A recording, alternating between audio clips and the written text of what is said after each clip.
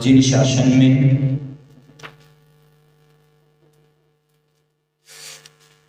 देव दर्शन की महिमा अचिंत्य बताई है, दर्शन के माध्यम से हम पाप कर्मों से मुक्त होकर पुण्य कर्म का संचय करके शाश्वत सुख की प्राप्ति कर सकते हैं।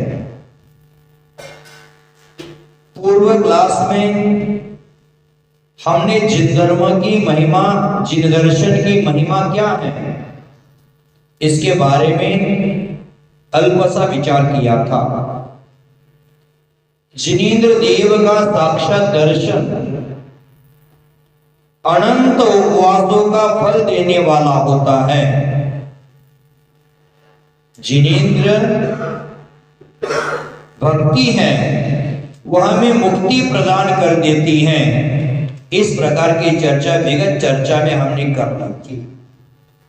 आज से हम जैन जगत में प्रसिद्ध लोकप्रिय पाठ का उच्चारण करने जा रहे हैं कि जो मन हर मंदिरों में, हर पाठशाला में बूढ़े से बुजुर्ग तक, बच्चों से बुजुर्ग तक सभी लोग अत्यंत भक्ति से उस पाठ का उच्चारण करते हैं।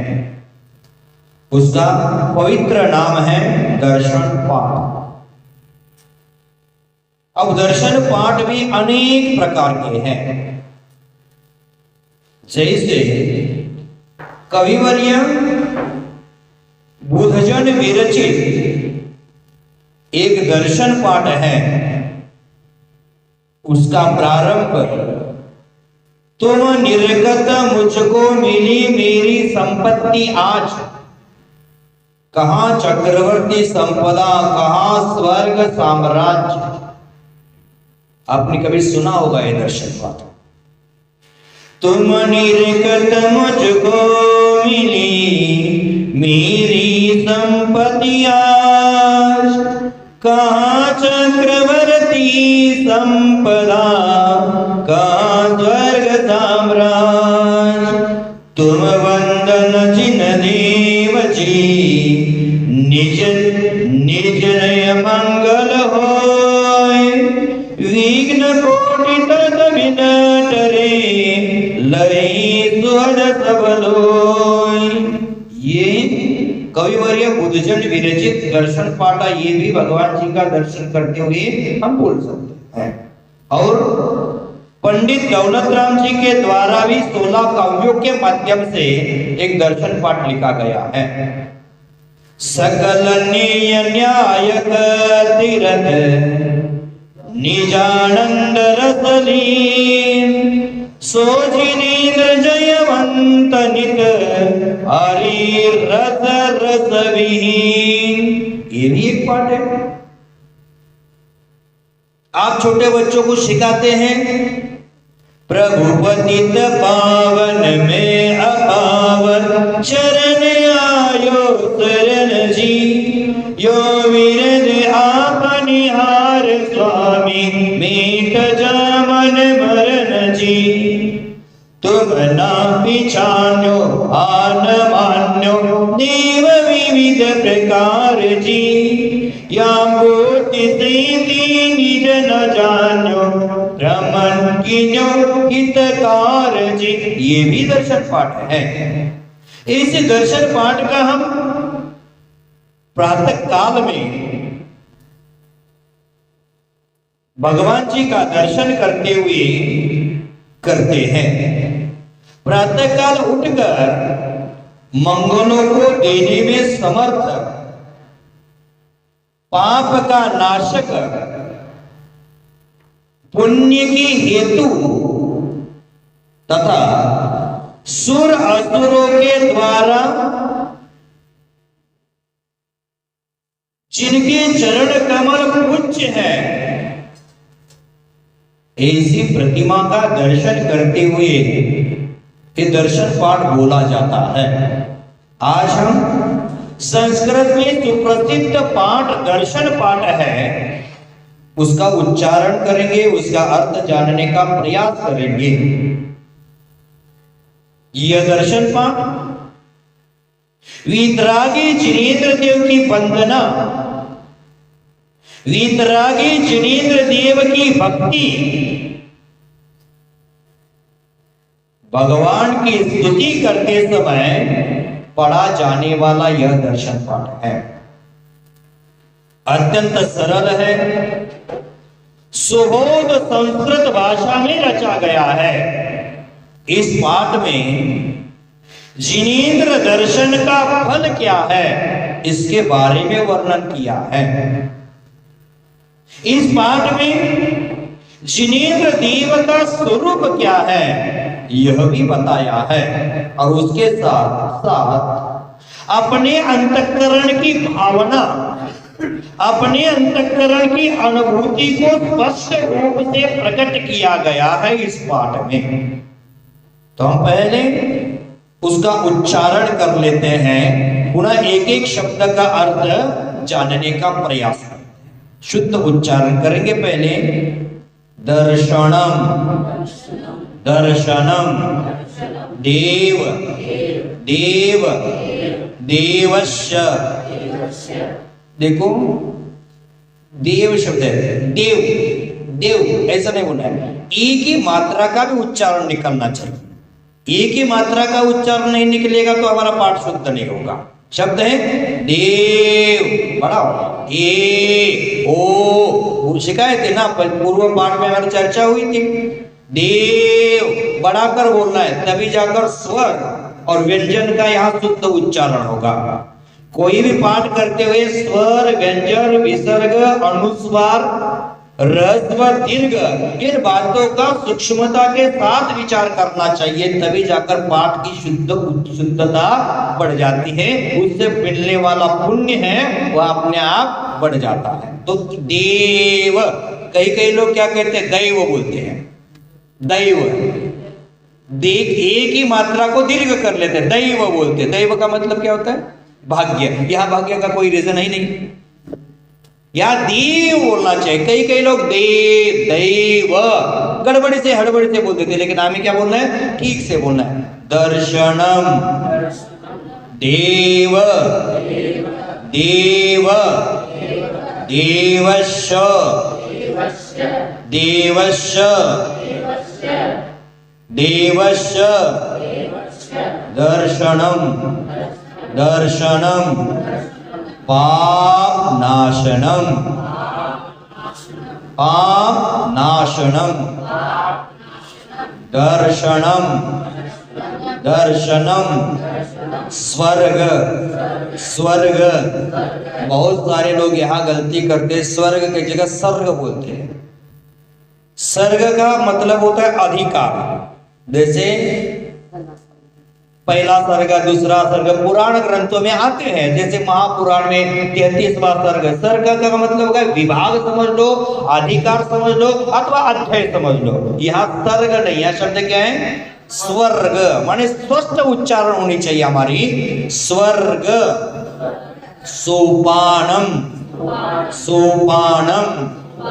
अब सो का उच्चारण ओ के साथ कर लेना, सोपानम, सोपानम, दर्शनम, दर्शनम, मोक्ष, मोक्ष, साधनम, साधनम।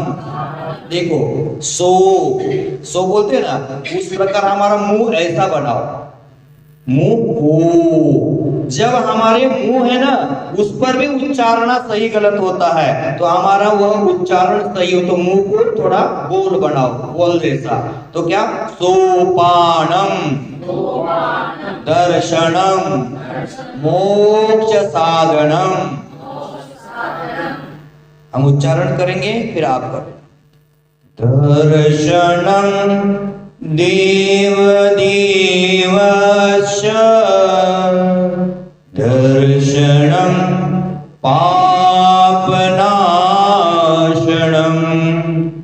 दर्शनम स्वर्ग सोपानम,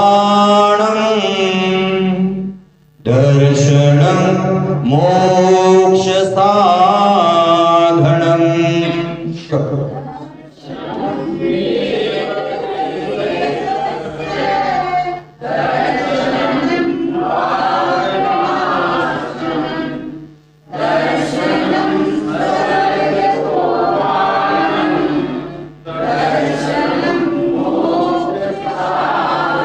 देखो, भगवान की वीतराग मुद्रा को देखकर हम भगवान का दर्शन करते हुए बोलने वाला पाठ इतना भक्ति से बोलना चाहिए। एक एक शब्द का उच्चारण, ह्रस्व दीर्घ स्वर व्यंजन का सब विचार होना चाहिए। देखो, मैं फिर एक बार बोलता हूँ, इतने शांति से बोलना। आपको हमेशा हड़बड़ी में बोलने की आदत है, उस आदत को छोड़ देना, आदत को बदल देना, तभी जाकर हमारा जीवन बदलने वाला है। दर्शनम देव देवश्च दर्शनम पापनाशनम दर्शनम स्वर्ग सोपानम दर्शनम मोक्ष साधनम।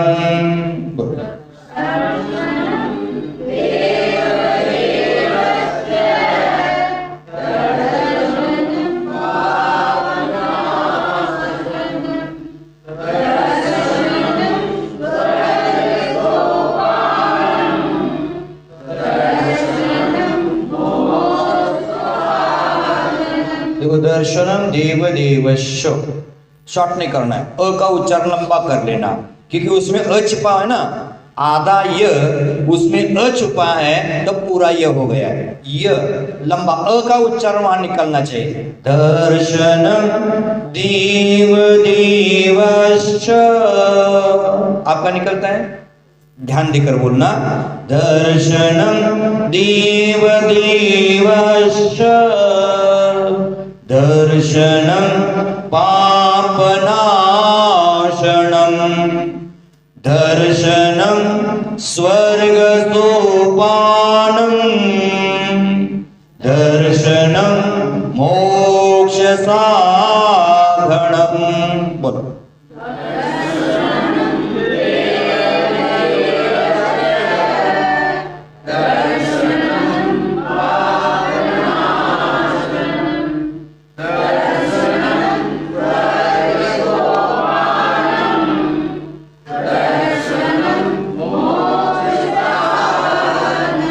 देखो, सुंदर अर्थ लिखा है, भगवान के दर्शन मात्र से हमें हमारे जीवन में क्या उपलब्धि होने वाली है, इसका दिग्दर्शन इसमें किया गया है।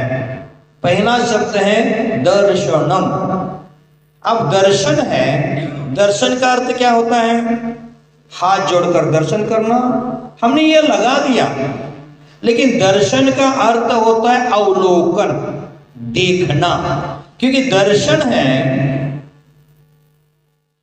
वह दृश्य धातु से बना हुआ है, और दृश्य धातु की उत्पत्ति के अनुसार दर्शन का अर्थ होता है दृश्यते अनेन इति दर्शनम।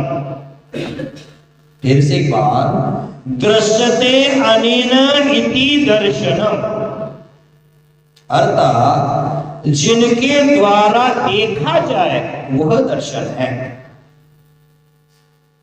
अथवा जिनके द्वारा आत्म स्वरूप को देखा जाए, जिनके द्वारा वस्तु स्वरूप को देखा जाए,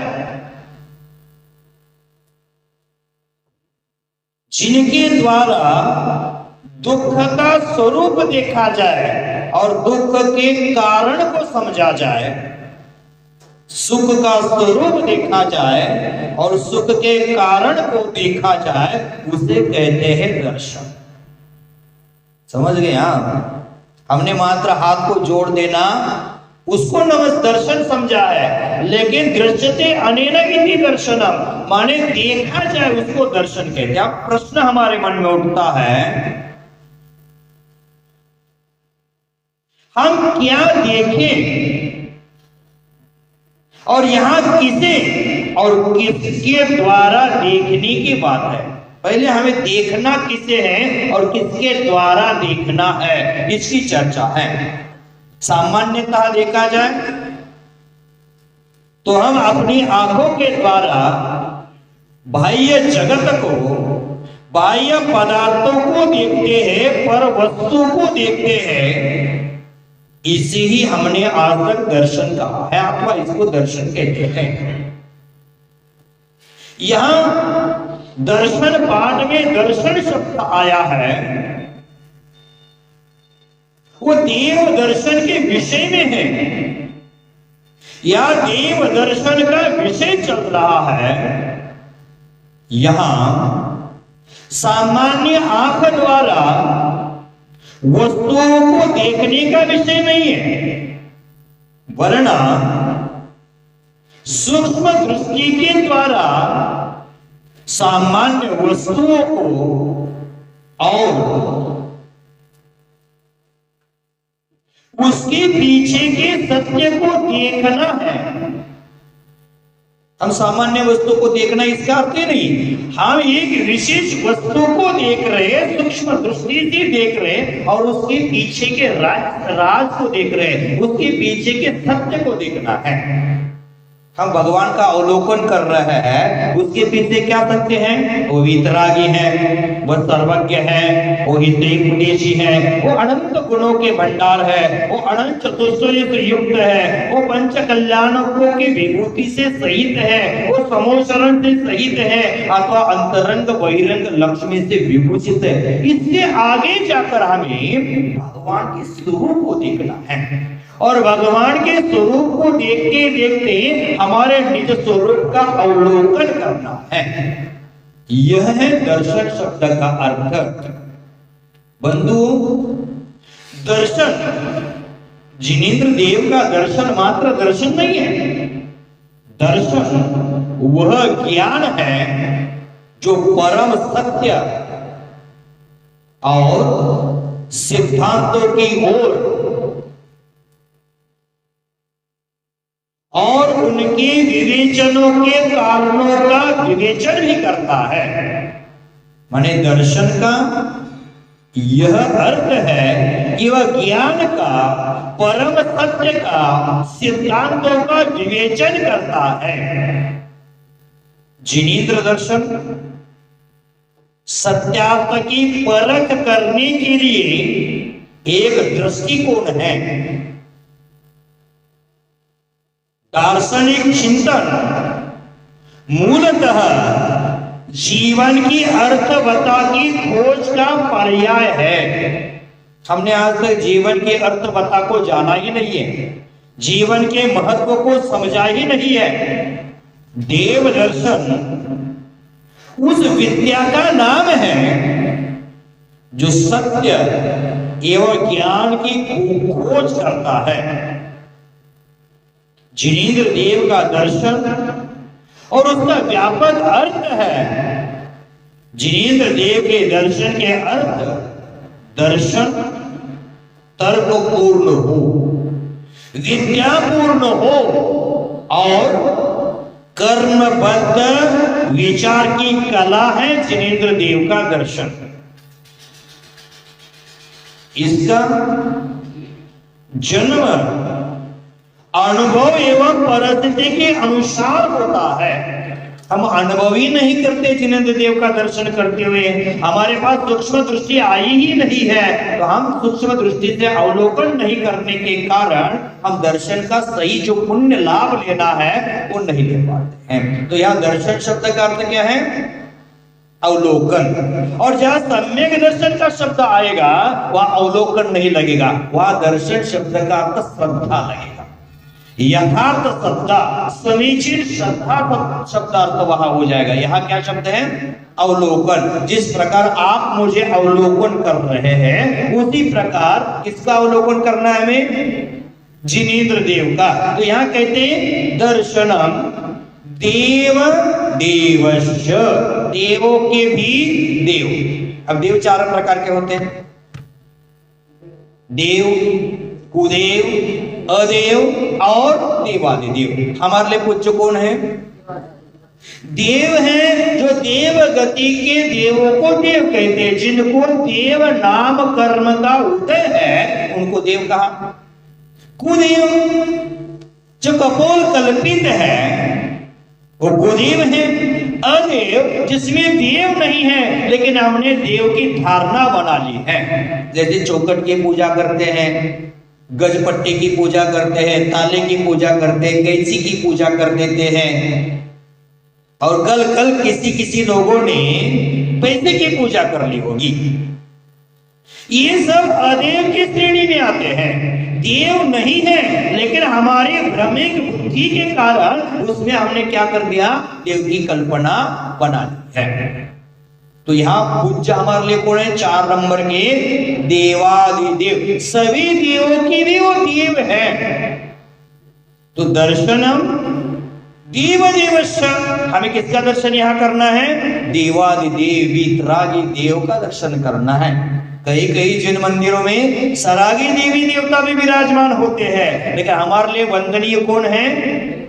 देवादिदेव। और पुनः दर्शनम शब्द आया, ऐसे देवादिदेव वीतरागी सर्वज्ञ हितोपदेशी 18,000 शील दोषों से रही,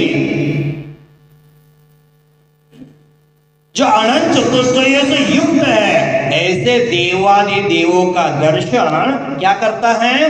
पाप नाशनम। देवादि देव का दर्शन क्या कर रहा है? मात्र देवादि देव का दर्शन ही पाप का नाश करने में समर्थ है। आप भगवान का गंधोदक लेते समय क्या बोलते हैं? निर्मलम निर्मलीकरणम पवित्रम क्या? पाप नाशनम। जहां जिनेंद्र देव का गंधोदक भी पाप नाशक है, पाप नाशन का निमित्त है, तो यह जिनेंद्र देव का दर्शन क्यों पाप नहीं करेगा, नाश नहीं करेगा? क्या कहा? दर्शनम पाप नाशनम। देवादि देव का दर्शन है वो पाप का नाशक है। बंधु कर्म निधत्ति निकाचित कर्म है।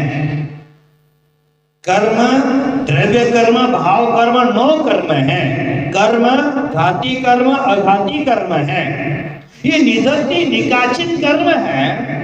हम धर्म क्षेत्र में ही उसका बंध कर लेते हैं, और निधत्ति निकाचित कर्म है वो धर्म क्षेत्र में ही उसका प्रक्षालन होता है। हम धर्म क्षेत्र में पाप करते कि नहीं करते? क्यों आते हैं हम धर्म क्षेत्र में? पाप करने के लिए कि पुण्य करने के लिए? ये पहला हमारे मन में सवाल उत्पन्न करो। क्यों आते हैं? तो करते क्या है? जाना था बनारस, जाना था समय शिखर, और पूछ रहे अन्यत्र कहीं।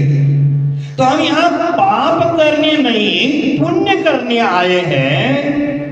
तो हम पाप करते क्यों है इसका भी विचार करो, उस पाप का त्याग करो। घर में पाप करते ही है, उस पाप का प्रक्षालन करने के लिए हम मंदिर जी में आए हैं। दुकान में पाप करते, मायाचारी करते, झूठ बोलते हैं, दूसरे को ठगते हैं, वहां पाप चल ही रहा है। और वहां से मंदिर में आते वहां भी पाप करेंगे तो? जैनाचार्यों ने कहा है, अन्य क्षेत्रे कृतं पापम पुण्य क्षेत्रे विनश्यति, पुण्य क्षेत्रे कृतं पापम वज्रलेपी भविष्यति। माने अन्य स्थान पर जो हम पापाचार कर रहे हैं वो पुण्य क्षेत्र में आने से उसका नाश हो जाता है, और वहां जाकर पाप करेंगे तो वज्रलेपी भविष्यति। जैसे हिंदू धर्म में कहते हैं बिल्ली को मार दिया तो भारी पाप होता है, तो उसका पाप धोने के लिए वो गंगा नहाते हैं, गंगा जी में नहाने के लिए पहुंच जाते हैं। कहाँ? काशी, बनारस, वाराणसी। वहां गंगा जी में नहाने से पाप धुलता है, यह भावना से वहां गए हैं, और वहां जाकर बिल्ली मारेंगे तो? उसी प्रकार हमारी स्थिति है। दुकान में, घर में, व्यापार में, सांसारिक कार्यों में हम हमेशा पाप का आधार लेते ही हैं, और वही अगर मंदिर में आकर लेंगे तो क्या हो जाएगा? तो यहां कहते हैं कि देवादिदेव का दर्शन करने से निदत्ति निकाचित कर्म है वो भी नष्ट हो जाया करते। अब निदत्ति निकाचित कर्म कितने कठिन होते देख लेना। जैसे कौवा बैठा है पेड़ पर और हमारे हाथ में कुछ भी नहीं है, हमने मात्र हाथ से ऐसा कर दिया तो कौवा उड़ जाता है। उसी प्रकार कुछ कर्म है हल्की फुल्की साधना करने से, नमोकार आदि का जाप करने से अथवा बाह्य द्रव्य नमस्कार करने से भी वो नष्ट हो जाया करते हैं। लेकिन कुछ कर्म ऐसे होते हैं, आपके घर में पेड़ पर बंदर बैठा है और उसको हम हाथ में पत्थर लेकर मार भी दिए तो क्या करता है? इधर उधर झुकेगा और पत्थर से अपना बचाव करेगा। वो जल्दी जाएगा नहीं, कौवा तुरंत निकल जाएगा, लेकिन बंदर वही का वही डटकर रह जाएगा। आपको ही दांत लगा देगा, दांत दिखा देगा, ची कर देगा और आपको ही पंजा से खरोचने का, मारने का प्रयास करेगा। उसी प्रकार हमारे जीवन में जो निधत्ति निकाचित कर्म है वो बंदर की तरह है, हमें भोगे बिना वो छुटकारा नहीं है उससे। तो ऐसे कर्म भी मात्र भगवान का दर्शन करने से नष्ट हो जाया करते हैं। देख लेना, आज के लोगों का एक सवाल होता है, दर्शन करके क्या फायदा है? लोग सोचते हैं व्यापार उद्योग में दिन भर बैठते हैं तो पैसे के रूप में फायदा मिलता है, उसी प्रकार हमें नगदी फायदा दिखना चाहिए। दर्शन का क्या फायदा है? तो यहाँ आचार्य कह रहे दर्शन का क्या फायदा है? निधत्ति निकाचित कर्म है वो क्या होते हैं? कितना सुंदर भाव है। दर्शन को कितनी बार करना है? त्रिकाल दर्शन तो करना ही चाहिए शतग्रस्तों को।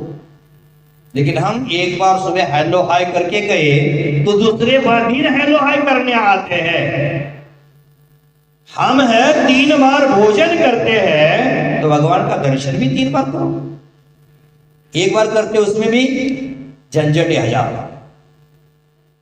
3 बार भोजन भजन एक बार, उसमें भी आती है झंझट 1000। झंझट 1000 है।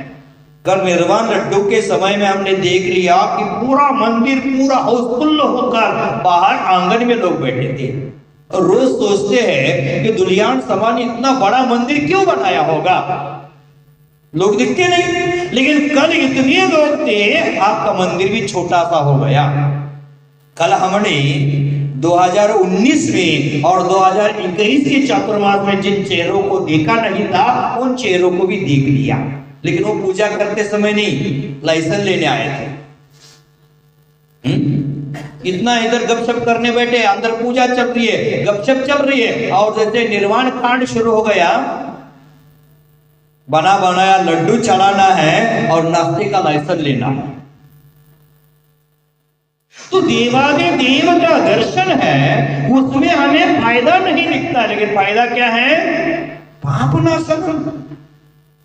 और पाप का नाश हो जाएगा तो मात्र पाप का नाश नहीं होता है, उसके साथ साथ पुण्य का बंध भी होता है।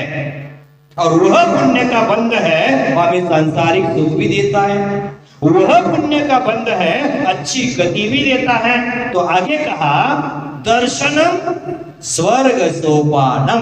दर्शन किसका कारण है? स्वर्ग का भी सोपान है। सोपान सीढ़ी, स्टेप। पहले स्टेप है जिनेंद्र देव का दर्शन स्वर्ग का सोपान है। स्वर्ग में क्या क्या है? महावीर अष्टक का अर्थ देखते समय देखिए थे, यदर्शभावेन प्रमुदित मनागर्दुर्य शनादासित स्वर्गीय गुण गण समृद्ध सुख निधि। कौन सी निधि उसको मिली? गुण की निधि। गण गुणों का समूह, समृद्धि भाई वैभव भी उसको मिला। 8 प्रकार के अनिमा महिमा लगिमा आदि गुण है, उन गुणों के समूहों की प्राप्ति हो गई, समृद्धि की प्राप्ति हो गई। ये किसकी भावना से? मात्र दर्शन की भावना से। तो यहां कहा कि दर्शन करने से पाप का नाश भी होता है, पुण्य का संचय भी होता है और उसी पुण्य उदय से सांसारिक सुख भी मिलता है।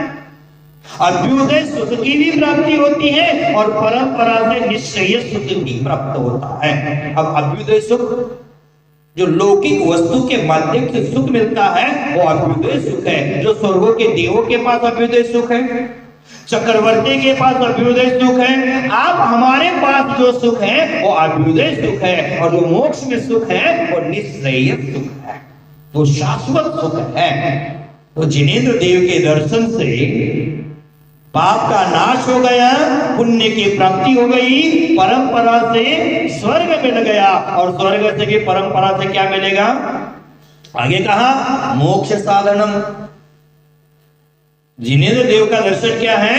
मोक्ष का भी साधन है। आप ये मत समझ लेना कि जिनेंद्र देव का दर्शन करने से मात्र अभ्युदय सुख मिलता है, जिनेंद्र देव का दर्शन करने से मात्र पाप का नाश होता है, पुण्य की प्राप्ति होती है। इतना ही नहीं सीमित, जिनेंद्र देव का दर्शन करने से स्वर्ग में देव हो जाता है, वहां गुण मिलते हैं, वहां की समृद्धि मिलती है। इतना ही नहीं सीमित, और क्या है? देखो परंपरा से जिनेंद्र देव का दर्शन मोक्ष का भी निमित्त है। तो कितना फायदा है? व्यापार में इतना फायदा है। कल मैं सोच रहा था भगवान के निर्वाण उत्सव में स्वर्ग के देवतागण आते हैं, निर्वाण कल्याणक अत्यंत धूमधाम से मनाते हैं, हर्षोल्लासित होकर मनाते हैं।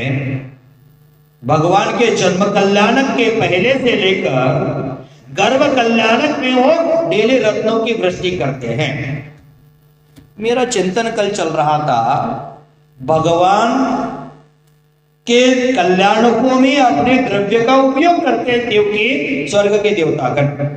उनके पास इतना वैभव है, क्यों है? कारण क्या है उस वैभव का? और वैभव का करते क्या है? हमारे पास वैभव ज्यादा बढ़ गए तो क्या करेंगे? एक आध प्लॉट खरीद लेंगे, कहा जमीन 10-20 कट्टा खरीद लेंगे, सोना 1-2 किलो खरीद लेंगे, दुकानदारी बढ़ा देंगे।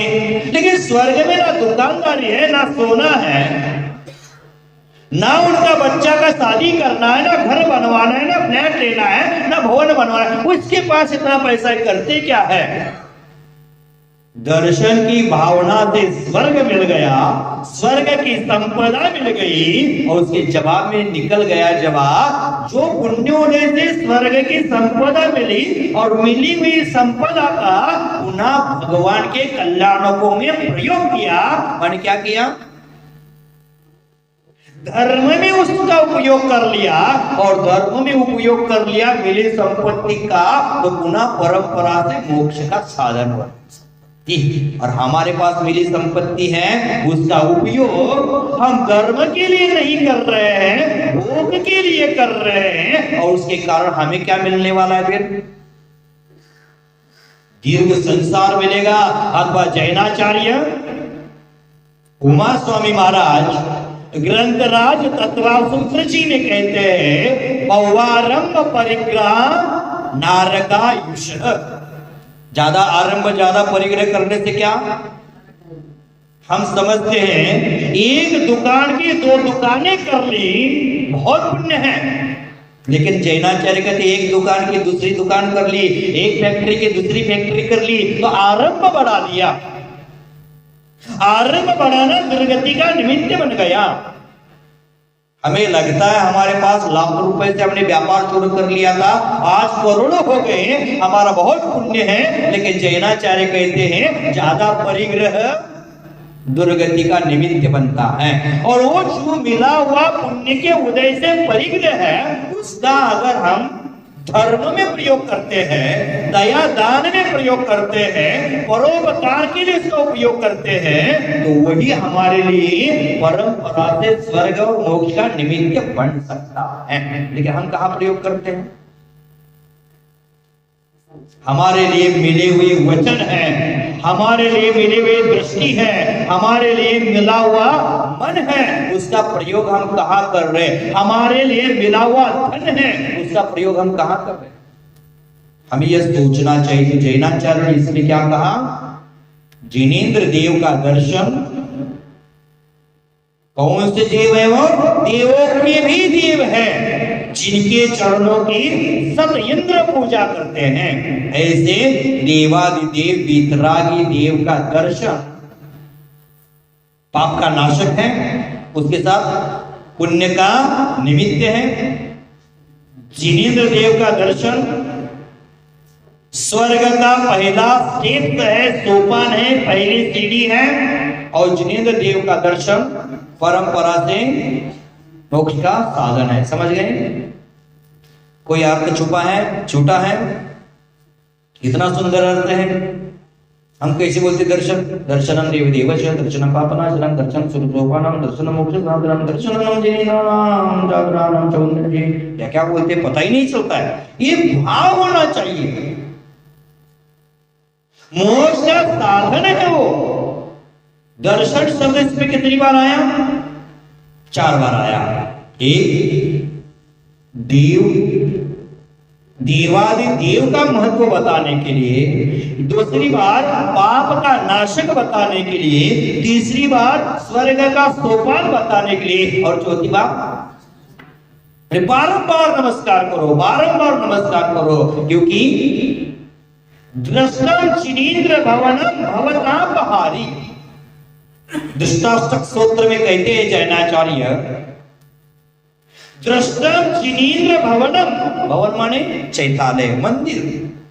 जिनेंद्र देव के भवनालय माने चैतालय का दर्शन ही भवतापहारी, भव में संचित किए हुए पाप कर्म है, उसका नाश करने में निमित्त है। जिनेंद्र भगवान के भवन का दर्शन, तो जिनेंद्र भगवान का दर्शन मोक्ष क्यों नहीं देगा? दिखा कि नहीं दिखा? पहले क्लास में बताया था कि एक दर्शन की भावना से निकले तो क्या फल है, आधे रास्ते में आए तो क्या फल है, आंगन में आए तो क्या फल है, मंदिर में प्रवेश किए तो क्या फल है। सब चर्चा हो गई उसके बारे में। पूरा प्रवचन सुन लेना तो पता चलेगा फिर से।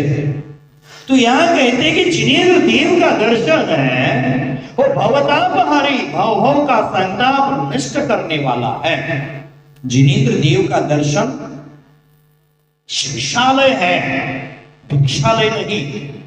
आज हमने जिनेंद्र देव के भवन को, मंदिर को भिक्षालय बना दिया है। वहां जाते गोलक में 2 रुपया अठन्ने डालते हैं और मांगने का प्रयास करते। भिक्षालय नहीं वो क्या है? शिक्षालय है। वहां जाने से हमें पाप नाश की शिक्षा मिलती है, स्वर्ग की ओर बढ़ने की शिक्षा मिलती है, और मोक्ष प्राप्ति की शिक्षा मिलती है। जिनेंद्र देव को देख करके वीतरागता की शिक्षा मिलती है, उनको देख करके। आज तक मिली है? भगवान को देखकर भगवान बनने की भावना कभी बनाई है आपने? बनाई क्या? मात्रा आते देखो। कल हम देख रहे थे समाज में बहुत भारी गलती करते हो आप। कर निर्वाण लड्डू का महोत्सव था, समारोह था, वो सामुदायिक था। सामुदायिक को सामुदायिक रखना चाहिए, वहां व्यक्तिगत कोई काम नहीं करना चाहिए। लेकिन हम क्या करते? इधर अभिषेक चल रहा है, हम इधर पूजा कर रहे थे। कई लोग इधर शांति धारा चल रहे हैं, इधर पाठ कर रहे हैं। ये ऐसा काम नहीं करना, ये काम खोटा काम है। मैं बार बार कहता हूं, सामुदायिक पूजन समाज को एक साथ रखती है, और सामुदायिक भोजन घर परिवार को एक साथ रखता है। जिस घर में सामुदायिक भोजन होता है वो घर विभक्त होने की गुंजाइश ही नहीं है। लेकिन आज वर्तमान में बाप घर में आए तो बेटा बाहर, सास भोजन करने लगी तो बहू टीवी देखने पहुंची। सामुदायिक भोजन कम से कम हफ्ते में एक बार हम सामुदायिक भोजन किया करें, हमारा घर परिवार कभी टूटेगा नहीं। और ऐसे पर्वों के दिनों में सामुदायिक भोजन किया करो, हमारा समाज बिखरेगा नहीं। हम क्या करते हैं? 10 लक्षण में भी देख लिए, उधर पूजा चल रही है, अभिषेक चल रहा है, इधर हमारा अष्टक चल रहा है। समय की व्यस्तता सबको है, लेकिन उसके साथ साथ जो सामूहिक पर्व आते हैं उसमें सामूहिक पूजा करो। ज्यादा आनंद देगी, ज्यादा फल देगी, ज्यादा अपने जीवन में प्रभाव देगी। नहीं तो हम क्या, हमारी हड़बड़ी इतनी हड़बड़ी है।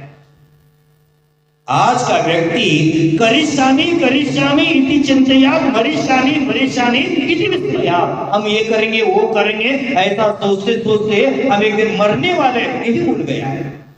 तो सामुदायिक को सामुदायिक रखने का प्रयास करें। मंत्रिमंडल समाज का है, ऐसे पर्वों को निमित्त रख के आयोजन क्यों करता है? सब एक साथ बैठे, सब एक साथ पूजा करें, सब एक साथ पूजा का आनंद ले, इसलिए करते हैं। लेकिन हम वही भूल जाते हैं, हमारी गलती है, उसको सुधारने का प्रयास जल्दी से जल्दी कर लेना। तो पहले काव्यकार को समझ गए, कुछ अर्थ शब्द का सामान्य अर्थ है, सुबोध भाषा में लिखा है, सरल भाषा में सरस भाषा में लिखा है, समझ आएगा। दूसरा काव्य देखते हैं। दर्शनेन दर्शनेन जिनेन्द्राणाम जिनेन्द्राणाम साधूनाम साधूनाम वंदनेन च वंदनेन च वंदनेन च। दूसरे न में अ का उच्चारण निकाल देना, नेन च है ना, अ का उच्चारण। दर्शनेन, नेन मत बोलना, नेन बोलोगे तो क्या हो जाएगा, गड़बड़ी हो जाएगा। दर्शनेन अ का उच्चारण निकालो, वहां नीन, नींद बोलने से आधा न हो जाएगा, पूरा न करो उसको। दर्शनेन वंदनेन दर्शनेन जिनेन्द्राणां साधूनां वंदनेन च।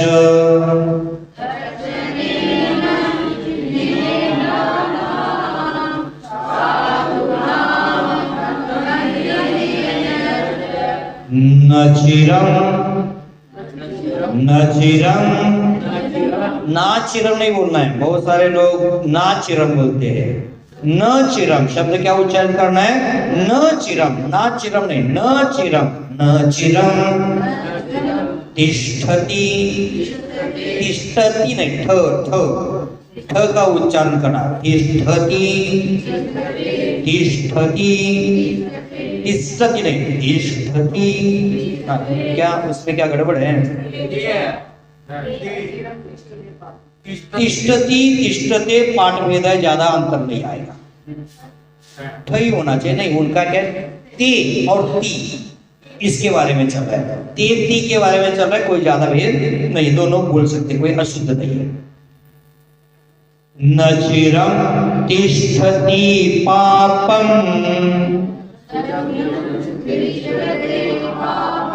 नचिरम तिष्ठति पापम छिद्रहस्ते यथोदकम् छिद्रहस्ते यथोदकम् छिद्रहस्ते यथोदकम् दर्शनेन जिनेन्द्राणां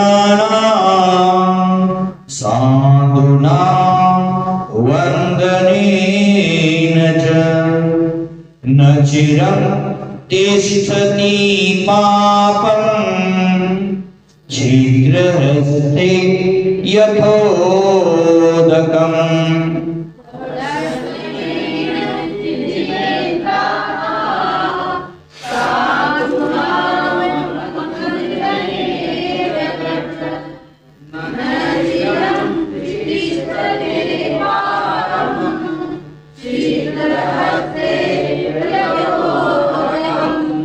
शुद्धता से बोलना, बहुत आनंद विभोर होकर बोलना, कि उसका प्रत्येक का अभिप्राय हमारे दिमाग में आना चाहिए। ऐसे बोलना, शांति से बोलना है ना।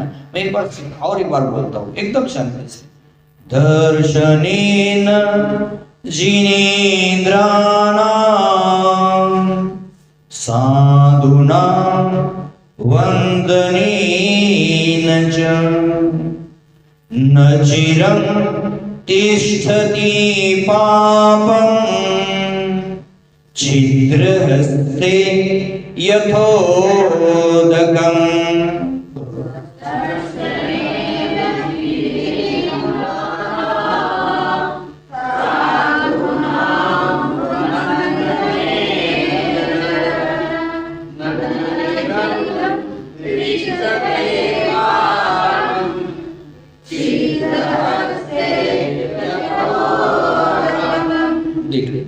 पुनः दर्शन शब्द आया। दर्शनेन जिनेन्द्राणां साधूनां वंदनेन च, माने जिनेन्द्राणां माने जिनेन्द्र देव के दर्शनेन दर्शन से, जिनेन्द्र देव के दर्शन से शब्द आया है च माने और, साधुना वंदनेन च साधुओं की वंदना से। अब उसके साथ किसको जोड़ दिया है?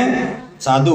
मात्र जिनेन्द्र देव के दर्शन से पाप नाश होता है ऐसा नहीं, मात्र जिनेन्द्र देव के दर्शन से स्वर्ग की प्राप्ति होती है इससे नहीं, जिनेन्द्र देव के दर्शन से मोक्ष मिलता है ऐसा नहीं, उसके साथ साथ क्या जोड़ा? साधु नाम। माने साधुओं का दर्शन भी, साधुओं की वंदना भी। अब साधु कौन है?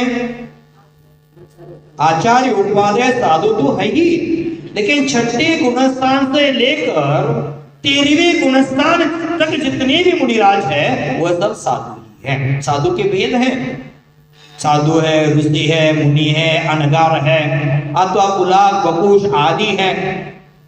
ये साधु है, उस साधु की वंदना भी क्या करती है? पाप का नाश करती है। जैनाचार्य समंत भद्र स्वामी ग्रंथराज रत्नकरंडक श्रावकाचार्य में एक कारिका कहते हैं। क्या कहते हैं? बोलो ना, बोलो कौन सा बोलना है आपको? ना वो नहीं, साधु के संबंध में नहीं हो, साधु के दर्शन के संबंध में है। भक्ति सुंदर रूपम स्तवना कीर्ति तपोनिधिषु। क्या कहते हैं? साधुओं की भक्ति करने से सुंदर रूप की प्राप्ति होती है। ब्यूटी पार्लर में जाने की आवश्यकता नहीं है। यहाँ साधुओं की भक्ति करने से सुंदर रूप की प्राप्ति होती है। स्तवनात् कीर्ति, उनका स्तवन करने से अपनी स्वयं की कीर्ति भी हो जाती है। क्योंकि आज कहते हैं ना कि ये महाराज श्री का परम भक्त है, उसका पहचान अलग बन जाता है तो अपनी कीर्ति हो गई। तपोनिधिषु, तपोश्री मुनिराजों की वंदना हमारे जीवन में पाप का नाशक भी है। जैसे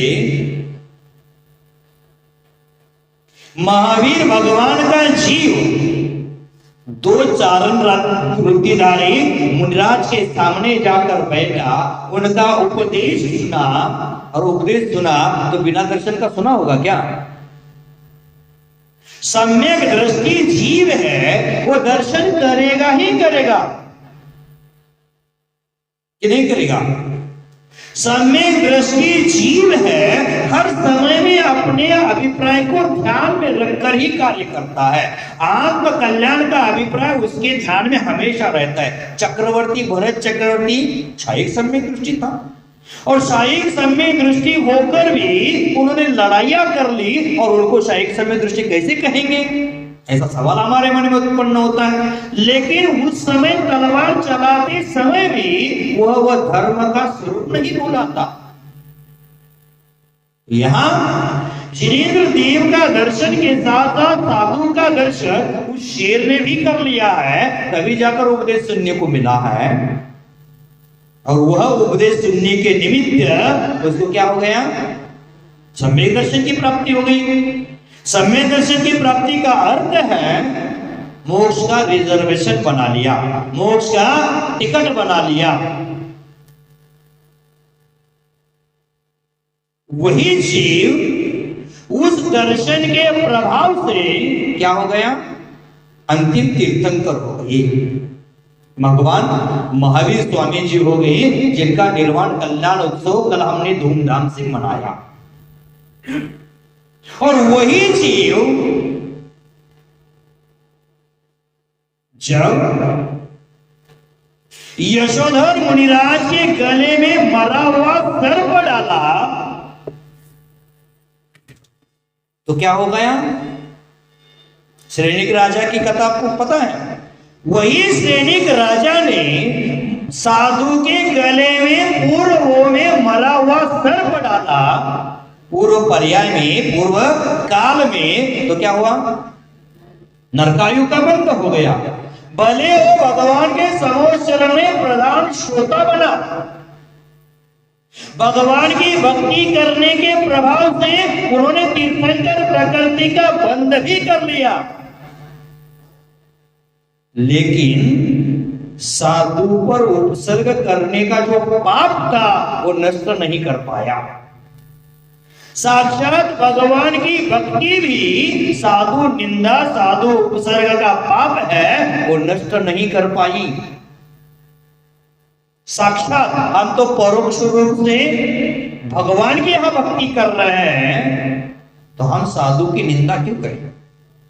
हमारा कौन सा पाप नष्ट हो जाएगा? गलती से भी स्वप्न में भी कभी साधु के प्रति गलत उच्चारण मत कर देना, साधु पर कभी उपसर्ग मत कर देना, नहीं तो श्रेणी का उदाहरण आपके सामने है ही। भविष्यकालीन तीर्थंकर बनेंगे। आज भले हम उनकी पूजा भी कर रहे हैं अष्टद्रव्य से, लेकिन अभी जीव कहां पड़ा है? वो नरक में पड़ा है। किसके प्रभाव से? मुनि पर उपसर्ग करने के प्रभाव से अथवा मुनि की निंदा करने के प्रभाव से ऐसे दुष्ट कर्मों का बंध हो जाता है। इसलिए हमें मुनि निंदा से बचना चाहिए। भले आज वर्तमान में एक साधु की चर्या हमें पसंद नहीं आ रही है, विचार हमें पसंद नहीं आ रहे हैं, तो उनके पास जाना छोड़े तो चलेगा, लेकिन निंदा अपने मुख से उच्चारित नहीं करना है। हमारे मुख से निंदा के शब्द नहीं उच्चारण है। निंदा का प्रभाव क्या होता है? एक तो श्रेणिक राजा है, और निंदा से क्या होता है? कौन से कुल का बंध होता है, कौन से पुत्र का बंध होता है? तत्वार सूत्र में क्या? स्वात्म प्रशम से परात्म निंदा साधनों साधो पर नीच गोत्र से, नीचे गोत्र से नीच गोत्र का बंध होता है। पर की निंदा, सामान्य एक दूसरे की निंदा करें तो हमारा क्या है? नीच गोत्र का बंध है। और अगर हम मुनि की निंदा करें तो क्या बोले? वो अवर्णवाद का विषय है। ये निंदा है और नीच गोत्र के बंध का निमित्त आप बोले हैं, वो क्या है? अवर्णवाद है। माने जैसा है उससे विपरीत बोलना, उसको अवर्णवाद कहते हैं। जैसे विदरा के भगवान भोजन करते हैं, ये हो गया अवर्णवाद।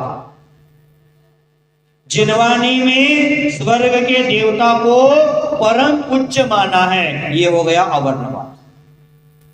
उसमें क्या कहा है सूत्र?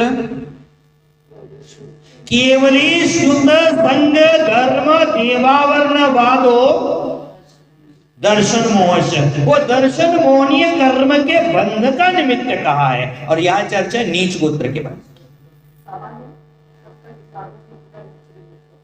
होगा ज्यादा और गहराई में नीच गोत्र। सामान्य करेंगे तो नीच गोत्र पहला दूसरा तीसरा नरक भी मिल सकता है। जैसे श्रेणिक राजा ने निंदा की, उपसर्ग किया, भगवान की भक्ति कर ली, छूट गया, पहले नरक में पहुंचे। ज्यादा दृढ़ता रहती है कि सागर वाला सातवां नरक भी मिल सकता है। तो इसीलिए क्या करना चाहिए? निंदा से बचना। वह धर्म शुद्ध संग देवावर्णवादो दर्शन मोहस्य, माने धर्म का वर्णवाद करना, माने हिंसा में धर्म है ऐसा मानना अवर्णवाद हो गया। केवलियों का अवर्णवाद माने केवली भोजन करते हैं, कवला आहार लेते हैं, ये बोलना अवर्णवाद हो गया। अब तीसरा क्या आया? शास्त्र का अवर्णवाद, शास्त्र का अर्थ सही नहीं करने के कारण मनमानी अर्थ लगाना, शास्त्र के विपरीत वचन बोलना, ये हो गया संघ वर्णवाद। जो मुनि संघ है, चतुर्विध संघ है, उस पर दोषारोप करना, उसके विपरीत बोलना, ये क्या हो गया? अब क्या? देव का वर्णवाद। वीतरागी देव में सरागता की कल्पना करना कि भगवान हमारे करता है, भगवान हमें देते हैं। भगवान देते हैं क्या? भगवान किसी को कुछ देते नहीं, उनके पास क्या है वो छोड़कर निकल गए हैं। शरीर भी छोड़ने के प्रयास में लगे। अरे अंत भगवान, सिद्ध भगवान तो नहीं, वो भी छोड़ दिया है, हमें क्या देने वाले हैं? लेकिन हम आज कल्पना में जीते हैं। ये क्या हो गया? अवर्णवाद। ये किसका निमित्त बन गया? दर्शन मोहनीय कर्म का। और दर्शन मोहनीय का अर्थ मिथ्यात्व कर्म के बंध का निमित्त बन गया। उससे आज तक हम छूटे नहीं। पूर्व भव में कभी ना कभी ये हमने दुष्कर्म किए होंगे, तभी जाकर आज हमारा मिथ्यात्व इतना दृढ़ बना है, वो छूट नहीं रहा है। तो कहेंगे यहां कि जिनेंद्र देव का दर्शन है, उसके साथ साथ साधुओं की वंदना से पापम चिरम न तिष्ठति, चिरकाल तक माने अनंत काल तक, अधिक समय तक पाप आपके पास ठहरेगा नहीं। जैसे किसी चंदन के पेड़ को सर्प ने घेरा है, किसी पेड़ को सर्प ने घेरा है, और जिसके पास गारुड़ी विद्या है वो सर्प को वश कर लेता है।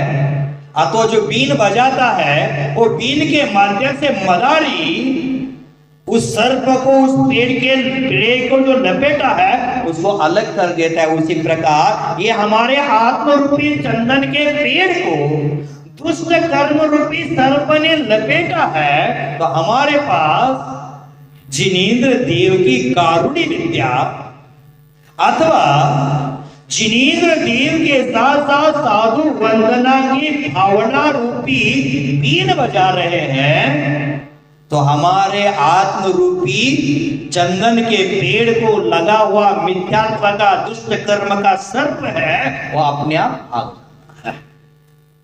मोर की आवाज सुनकर, मयूर की आवाज सुनकर भी सांप भाग जाते हैं। तो हमारे यहां मन मयूर में, मन रूपी मयूर में भगवत भक्ति उत्पन्न होना चाहिए। दुष्ट कर्म रूपी सर्प अपने आप भाग जाएंगे। और क्या? चिरकाल तक नहीं ठहरते हैं। यथा, उदाहरण देते हैं, हमें उदाहरण के बिना समझ में नहीं आता है। क्या कहा? यथा, जिस प्रकार छिद्र हस्ते उदकम न तिष्ठति। छिद्र हस्ते, हाथ है, हाथ बांध लिया है और उसमें छेदा है, थोड़ा हल्का सा छेद है, अंजलि में पानी भरा है, दूध भरा है, घी भरा है, अमृत भरा है, छेद हो तो क्या हो जाएगा? धीरे धीरे धीरे पानी नीचे बूंद बूंद करके पूरी अंजलि खाली हो जाएगी। उसी प्रकार भगवान का दर्शन करने से, साधु की वंदना करने से पापम न चिरम तिष्ठति, पाप ज्यादा काल तक आपके पास ठहरता नहीं है, अर्थात तो क्या हो जाता है? नष्ट हो जाता है। कितना सुंदर उदाहरण दिया। अंजलि बांधो, नया नया साधु दीक्षा लेता है तो अंजलि बांधने की कला नहीं जानता है, तो पानी नीचे गिरता जाता है, दूध गिरता जाता है, लिक्विड द्रव्य नीचे गिरता जाता है, और देने वाले का विवेक नहीं तो भी गिरता है। साधु कितना भी कला में अपने निपुण हो, कितना भी अच्छी तरह से अंजलि को बांध ले, लेकिन साधु के पास विवेक नहीं है, अंजलि भरी है फिर भी डाला तो क्या हो जाएगा? ओवरफुल होकर बाहर जाएगा। ज्यादा ओवरफुल नहीं करना है। साधु क्या करते हैं? ज्यादा बर्बाद द्रव्य होने लगा तो द्रव्य देना छोड़ देते। दूसरे के उपयोग की वस्तु नीचे अगर टोपिया में गिर रही है ना साधु के पेट में जा रहा है, ना दूसरे के उपयोग में आ रहा है, वो बर्बाद हो रहा है। इसलिए क्या करते हैं साधु? हाथ में साधु आहार क्यों लेते हैं? थाली में क्यों नहीं खाते? हाथ में क्यों लेते, थाली में क्यों नहीं खाते? बोलो बोलो, आपका विचार क्या है? रखो, आप क्या समझे उसके बारे में। थाली में साधु आहार करेगा तो थाली में 10 पकवान रखे हैं, षड मिश्रित भोजन रखा है और एक साथ हमने सब परोसा है। अब मान लो किसी एकाध वस्तु में जीव आता है, बाल आता है, अंतराय हो जाता है, तो पूरा थाली का भोजन बर्बाद हो जाता है।